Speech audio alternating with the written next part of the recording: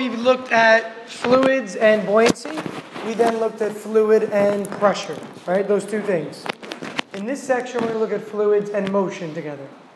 Okay, so we're going to study the concepts of fluids, but fluids that are undergoing some sort of motion. Some of the stuff in this section should be kind of common sense. Some of it might be a bit counterintuitive. So the opposite of what you had probably perceived in the past.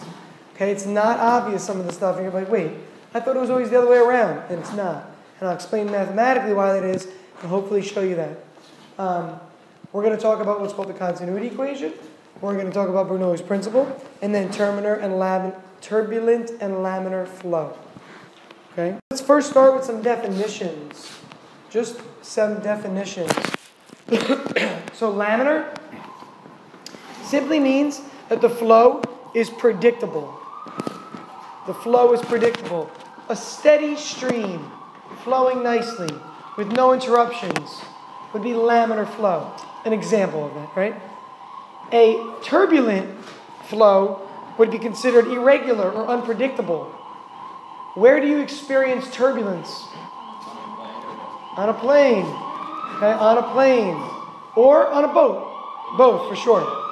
Turbulence is a boat. The boat is on the fluid, on the water.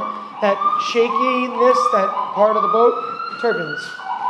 Now, turbulence has to do with the flow being not streamlined, not uniform, being turbulent, literally, meaning it's like flowing, but not in a predictable, set path. An easy example of this, or the way you could see this kind of flow, I think I put like maybe 5 apps on your syllabus to download. One of them was called Wind Tunnel. Why don't you do that real quick if you haven't got it yet? There's a free one called Wind Tunnel Lite. It works just as good. So you definitely don't need to pay for it. You definitely don't need to pay for it. Look for Wind Tunnel. Wind Tunnel Lite is probably free. You see it? Yeah, did you recently just delete it? I know. It's the last section of the year, yeah. I know what it looks like, though. I didn't know that. Yeah, I'll pull it up on the board so you can see it, but you could open it for yourself right now. It's a function of the Reynolds number. The Reynolds number. So, the third term we want to use is called viscosity, and I've used this term before. Remember I talked about how if you go in the ocean or in the pool in the summer, and you take your arm and you try to wave it through the water, you feel a lot of resistance. It's called a viscous force. It has to do with the viscosity of the fluid. A fluid that is more viscous applies more resistive force to you. It applies more shear stress. The actual internal friction in the fluid itself is what's preventing you from doing this. And that's what you're talking about with viscous fluids.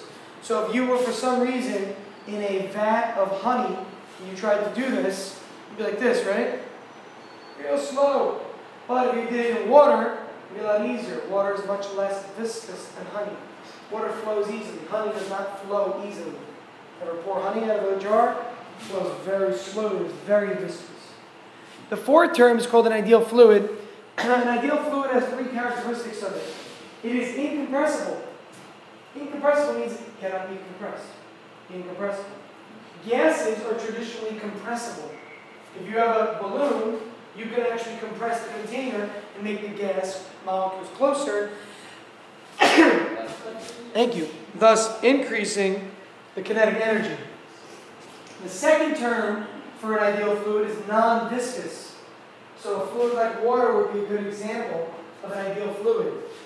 It is incompressible for the most part, non-viscous, and the flow itself should be non-turbulent. Okay? Ideal fluids are used to calculate many different parameters.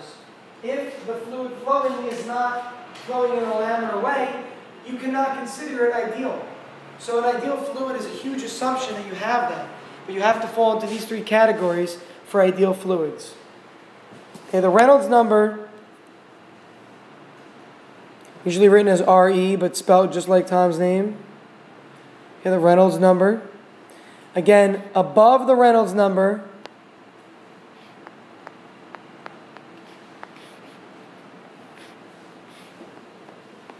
above a certain value, it's called turbulent. and then below a value, and that value changes, is laminar. In one of my engineering labs in college, what we had to do was not only look at turbulence and laminar flow, but look at what's called an airfoil. An airfoil is pretty much a wing on an airplane. So you had a wing on an airplane that was in a wind tunnel. And the wind tunnel would be turned on, and the computer would take readings on the actual amount of, like how much the actual wing will flex. It was also able to measure the speed of the air, the density of the air, all these different things. As a result, we were able to change the velocity, change the angle of the wing, and see when it became turbulent flow based on calculating the Reynolds number. So if the Reynolds number exceeded a certain value, you could say, oh, this is turbulent flow.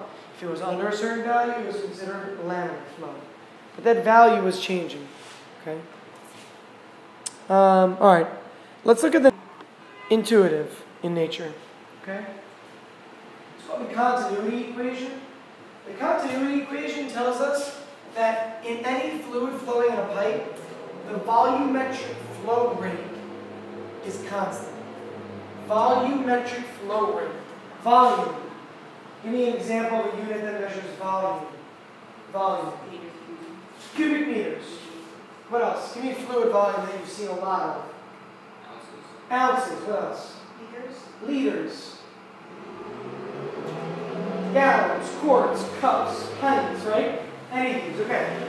So, that's what a volume is. And this is a volumetric flow rate. What does rate mean? What does rate mean? An amount over time. So, gallons per minute, liters per second, pints per hour, whatever it is, right? Whatever the actual value is, it's going to be volume per unit time. So the amount of volume that's flowing in a given cross-sectional area through a given time period is what's really constant here. Again, volumetric flow rate is going to be volume per unit time. That's what volumetric flow rate is. For example, gallons per minute. I'll put the units in brackets so we know that I'm referring to units here. Or maybe cubic meters per second. Or maybe fluid ounces per decade. It depends on the scenario. If you're looking at the rate at which the water level is rising, it would be in like inches per year, because that's a height change. But if you're looking at the rate at which a lake is filling up, it would be gallons per day maybe, right? It depends on the scenario. When the BP oil spill happened, that was measured in gallons per minute. Gallons per minute, because it was such a high quantity. Gallons per minute, think about that. 20 gallons of water or oil dumping into the ocean in a minute. Okay, the measurements are a function of the actual application, really. All right, the units of measurements. So, what we can look at here, what we can see, is that we can see this using the cross-sectional area and the velocity. And this is not obvious. Let me show you the proof of this real quick, so you can see the math behind it. So, for volume over unit time, let's use our standard units. If we had standard units for this, volume is cubic meters, time is measured in seconds. So that was, Ariel, you said cubic meters earlier, right? So cubic meters per second. This would be our standard SI units. All right, well, I'm telling you that this is volumetric flow rate, and this is also. What's the units of area? Units of area. Square what? Meters in this case, because it's standard, right? But it's some length squared. What's the unit for velocity? Meters over seconds. Meters over seconds. Well, what do you get? Look. Meters cubed per second. Meters cubed per second. So area times velocity. Write this down, please. Because you're going to confuse it. You're going to think V is volume. It's not volume. That's a little v for velocity. The area at any location times the velocity of the fluid at that location is constant throughout the pipe. This is like conservation of volumetric flow rate, really. It's like conservation of energy. The energy at any point in time is the same. So kinetic in the beginning equals potential at the end. Same thing.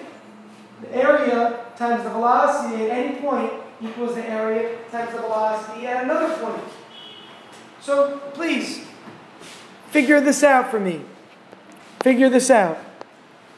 Here, you have a small area and a large velocity. If you have a large area, then what must you also have then?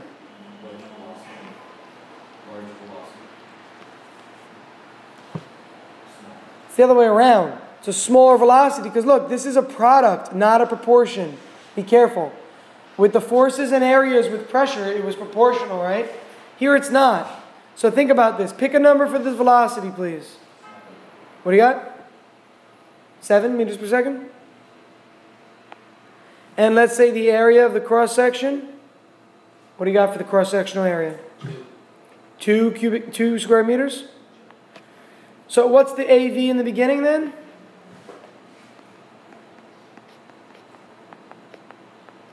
Just going to have 14 cubic meters per second because it's 7 times 2. Now, double the area. Double the area. So this area is now 4 square meters. What is V going to become? What does V2 become? How much? Come on, use your intuition. You don't even need to calculate this.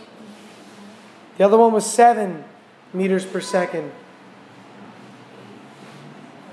Not 8. The other one was given as 7, and I'm doubling the area. Chris? 3.5, because 3.5 is half of 7. If I double the area, I have the velocity. Oops. Okay? Again, doubling the area halves velocity. Where have you seen this before? You have. Whether you realize it or not, you've seen it. I can think of 2 instances. 2 instances. Caroline? Is it with potential energy and kinetic energy when it's at the top versus when it's at the bottom? Like when you have PE1 and KE1. Okay, so you have no velocity in the beginning and then you have a lot of velocity at the end. Similar in nature, but I mean specifically with like water flowing. Where have you seen this example where you have a large cross-section, right? And then suddenly a small cross-section, or vice versa? With electric current. Electric current, sure, but with fluids, I'm saying, where have you seen this specifically? Where? Hydraulic lift is one example, but that's with pressure, and no fluid is flowing there, really. I mean, it is technically flowing when the pistons move, but it's not really flowing, it's in a closed fixture. Where have you seen this with water flowing? Oh, not water. Or anything flowing? A A balloon. Yeah, a balloon. If you blow up the balloon and then you open it lightly, if you open it more than the other part, more air or less air is going to flow. It's not a pipe, so it doesn't really follow the same laws, but it's along the same lines. I don't know if it's applies, but like when you blow into like a long gas and putting it over your mouth rather than holding it out here and blowing into it. I mean, it blows up faster. It streamlines the flow. Yeah. Okay, but more specific to pipes, guys. Think about pipes. How many of you have backyards, honestly? How many of you have backyards? Because a lot of you live in the city now. All right. Have you ever watered the garden? Yeah. Oh, What do you water with? How does a hose work? You put the nozzle on. The nozzle decreases the cross-section. When you press it, it sprays far, doesn't it? If you put your thumb over the end of the hose, what happens? The water shoots because you're decreasing the cross-section. So what must you be increasing? Be careful. You're actually decreasing pressure. We'll go over how that works. It's weird. That's the counterintuitive part. I know. Weird. But you're actually increasing the velocity there. Firefighters, how do they spray the 3rd floor? The end of the nozzle on the hose is tapered. They can sit there and adjust the end of it, and it makes the end of the hose really, really small. And it gets the water up to like the 5th floor of a building. But you have a tapered ending. So a change in cross-section affects the actual velocity of the volumetric flow rate. Depleted. Remember, I'm giving you radius here, not area. So you may need to calculate area. Go ahead and try this on your own. Water is flowing through a pipe, the radius is 4 centimeters, and has a velocity of 5 meters per second. What should the radius reduce to for the velocity to double? What should the radius reduce to so that the velocity doubles?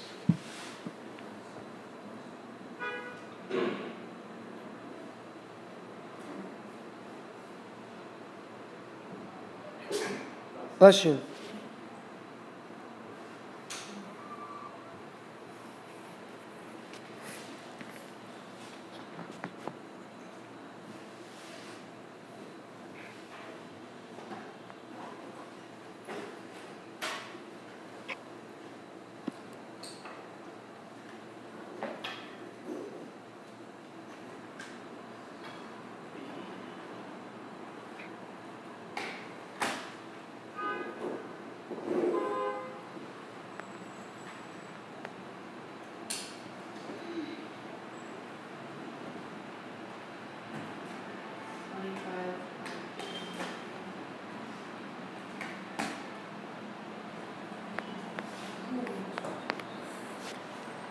If you're struggling, look up and get an idea. See if part of that makes sense. Check your work so far if you need to. You've got a given radius to start, which is 4 centimeters or 0.04 meters. The velocity at that point is 5 meters per second. Suddenly, the radius decreases and thus it doubles the velocity. So V2 is 10 meters per second. And the question is find R2. Well, we have the continuity equation. There it is. But what's A1? What's the area? Give me the variables. Don't tell me the number. What is area for this? The formula for area. Pi r squared.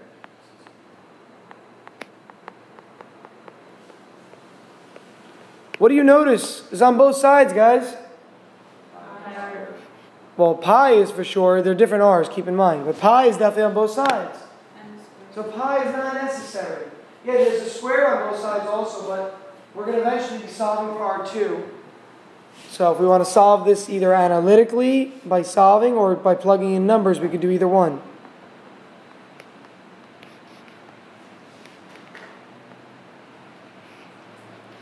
There's the analytical solution. I divide by V2 and take the square root to get R2 by itself. R and V look very similar, by the way, so be careful with the R's and the V's. They have the same look. Now, you could have plugged the numbers up here, 0.04, square it, times 5, put 10 in here, divide by 10, square root it. I'm just doing it algebraically or analytically then. Okay, what do we get for R2? What do we get for R2 in this case? Mr. Gray. 2 centimeters. 2 centimeters? Or 3. Or 3. Which one is? 0.028. 0.028 meters. That works. So 2.8 centimeters.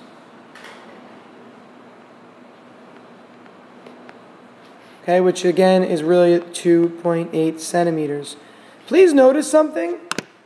The velocity doubled, but the radius did not halve. The area will have halved for sure. If the velocity doubles, the area is halved. Absolutely. Because of this indirect relationship between velocity and area with the continuity equation. If I double the velocity, or if I double the area, I'd be halving the velocity.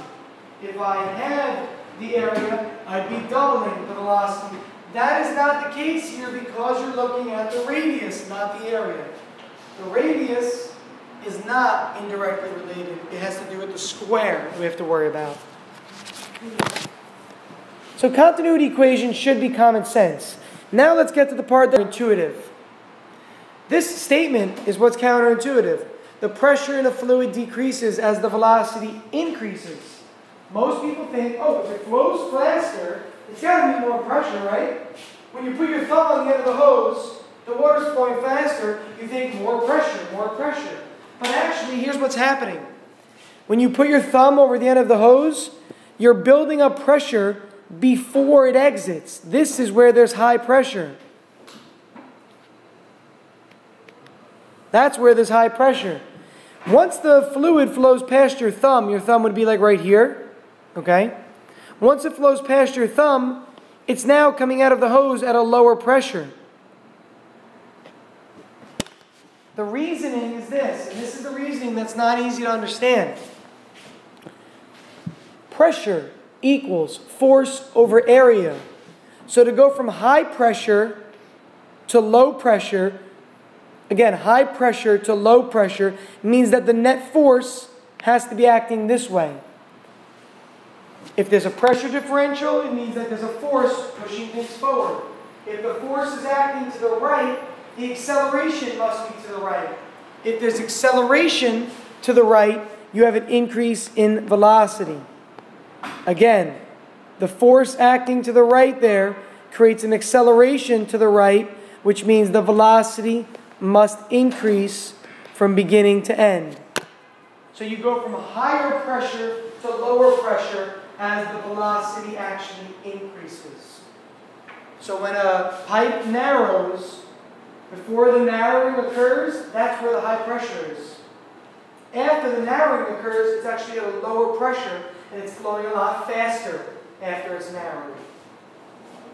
Okay? So it's a bit counterintuitive, because most people say you're building up pressure. But where is that pressure being built up? It's being built up here. So this is the higher pressure.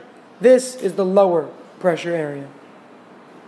Okay, again, the imbalance in pressure causes a net force to the right. And net force means there must be net acceleration, because F equals ma. If there's acceleration, you have to have a change in velocity. Acceleration is defined as a change in velocity. Of the day, we got about 2 minutes. Let's talk about Bernoulli's principle here. Actually, why don't you, Lily, read for us, and I'll just point on the diagram as you read so you know what we're talking about. Okay, the force on an airplane wing can be explained using Bernoulli's principle. Airplane wings are designed so that the airspeed above the wing is greater than the airspeed below the wing. As a result, the air pressure above the wing is less than below the wing.